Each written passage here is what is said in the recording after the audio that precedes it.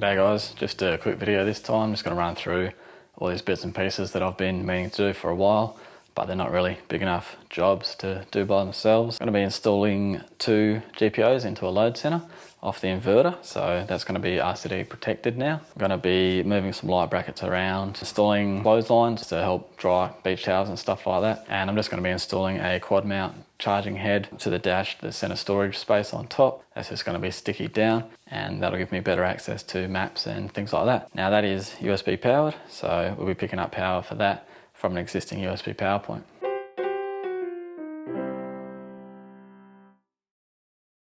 This is the 240 volt gear, the quad lock with the charging head, fuse box I'm going to add in, first aid kit, I'm going to add insulation I've got to do around the lights, lugs, heat shrink, etc, nuts and bolts, and the cable.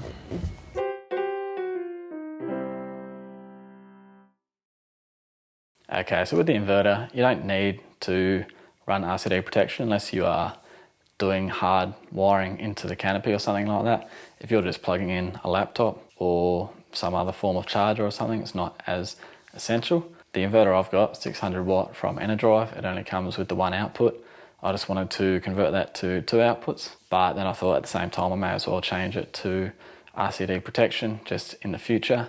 I can run RCD protected cabling off there if I want to put a 240 volt inlet or outlet onto the canopy somewhere. So I won't be showing you how to wire the inverter and the GPOs because it's all 240 volt stuff, but we'll just go through the inverter as it comes out and we'll just have a look at the arrangement that it's in. So first thing to note is that the earth pin does have continuity to the chassis. Now testing it on, you'll see you get the neutral to earth 114 volt, active to earth 113 volt. You only get 230 from active to neutral. So that's what we need to change to make it an MEN system and RCD protected, and this is the end result.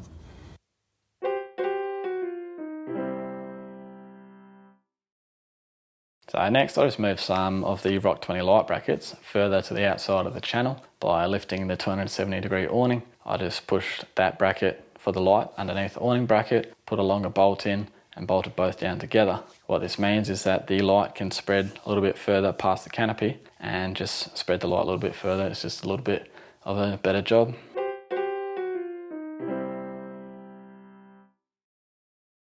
So I've added insulation to interior lights, just that surrounding panel. I kind of wanted to do one piece, but I didn't want to pay for any extra insulation. So I've just gone with using up all the spare pieces I had to cover the doors.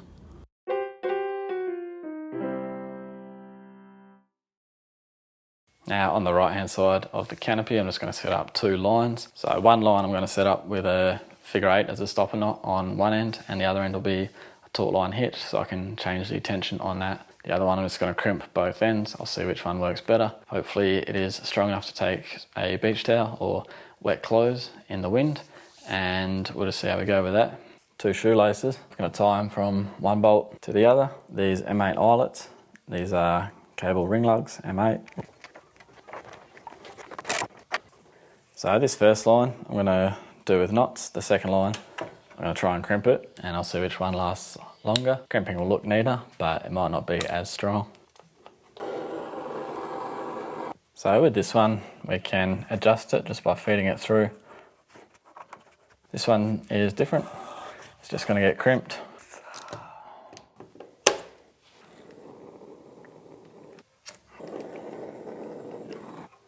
So on this end we've got a crimp at both ends.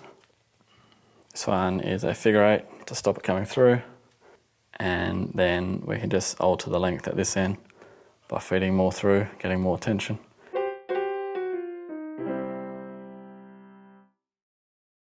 Now just a small safety thing that I've done, I've just slid in this 20mm packer in between the battery and the headboard. So I had a hacksaw and I cut out a little slot, and then I slid it where the headboard is, and then it sits on top of the battery. It's just the weight of the headboard that will hold it there, and the only reason I did this was in case on corrugations that headboard started to work its way down the vertical channels and cut into this cable here. There is also the fact that this negative cable is supporting the headboard, but I wanted to make a different support that's not relying on the lugs of that admittedly pretty large cable, but now it has some extra support in case the 4 M10 bolts in the corners of the headboard aren't strong enough.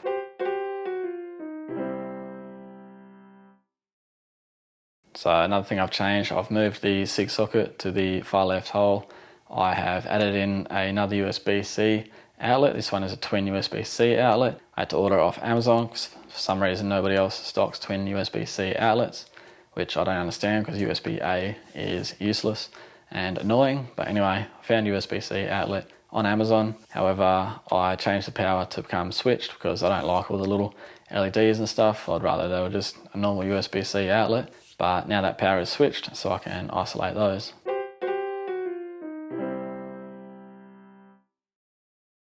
Alright, lastly we got the quad lock. Now I haven't gone with the magnetic head because it's fine when you're on the roads and stuff, but going through corrugations and sand dunes and stuff like that, I think the magnetic head won't quite be strong enough. So I've just gone with the original quad lock design. But I am changing out the dash mount head for the charging head. So all I need to do is run USB power to it. Now, I don't want to hardwire this one. I would if I had no other option, but there's actually USB outlet in the glove box that I've never even touched. So I'm sort of just going to plug into that. That way I don't need to buy a step down transformer to make a 5-volt feed. So this is the windscreen mount. It also comes with this sticky back disc. If you don't want to stick it on the windscreen, which I don't, you can stick it somewhere else. For me, that's going to be around about here. It's a bit taller than I would have liked. So I'm going to stick it towards the back because this actually dips down a little bit. Just keep it a little bit lower. So to change the head out for our charging head, just got a little 3mm Allen key. I've got to do all of this before I stick it down because the charging head might alter the way it sits. That is how it will sit. So now we've got this length of cable to run across to the USB port, which is in the glove box. I'd like to hide it as best as possible, so I think I'll be taking some trim off. To remove this trim, you need to get in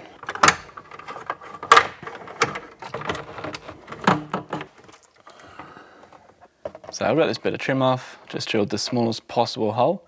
That is a 10.5mm, and it just fits the USB-C head. It won't fit the USB-A head. USB-C head goes into the charging port. Now I just need to run the USB-A down. Good news is I don't have to drill any more holes because there is a path down the back here that drops down behind the glove box, and then I just hook it around in the glove box into the USB port.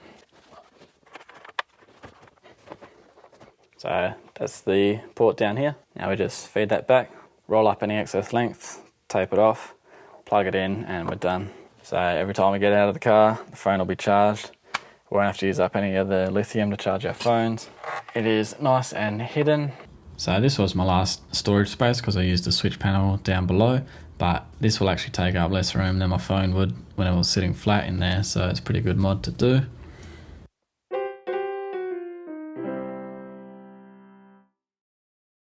So nuts and bolts is a negative weight because I moved the light brackets with the awning brackets, so I removed bolts. Lugs, crimps, heat shrink, not a lot of weight added there. This is all the 240-volt stuff, added 0.855 of a kilo. The quad lock was 0.235, so not too heavy. Cable, didn't use too much at all. And that brings the total weight added to 1.709. That includes that little fuse box and the first aid kit, as well as the other stuff that I installed.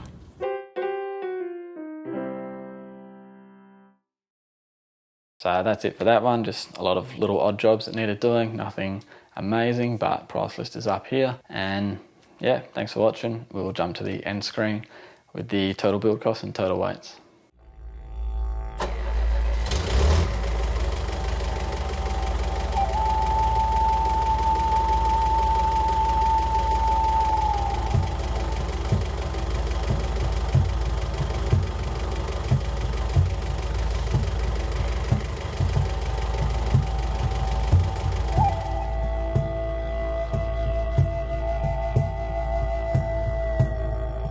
Go through a lot of quad mount, dash mount with the